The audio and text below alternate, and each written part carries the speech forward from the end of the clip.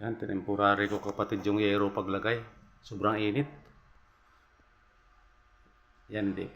Naplasteringan ko yan sa loob na, sa labas na. Ito na lang loob. Pero hindi ko pa na waterproofing. Tinemporary ko yung yero kasi sobrang init. Ang aga pa pero mainit na, nakapasok na. Tapos yung kabila, open kasi dyan, nag-asintada ako sa gilid dyan. Pag akyat ko, may madaanan pa ako. Naka-temporary lang yung kapatid. Kasi sobrang init, hindi ko kaya yung init. Parang bumabawi.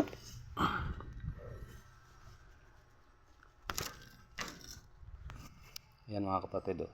Temporary lang. Kasi i-waterproofing ko pa yan. Tapos ito, inasintadahan ko ito dito sa katabing bahay. Tapos mamaya papalitadahan ko yan, ayusin ko yung flashing. Pag natuyo na. Temporary ko muna, sobrang init talaga siya. Nainitan na ako.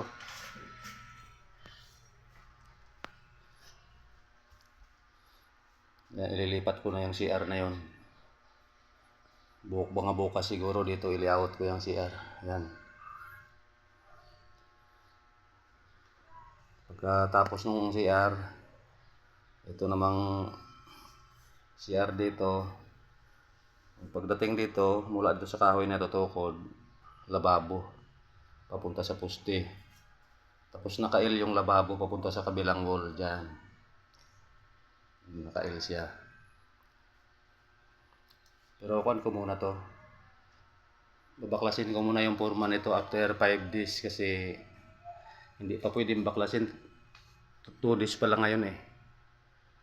Mga kahit 5 days para tumigas-tigas na yung pinakakuan niya. Simento. Yung buhos.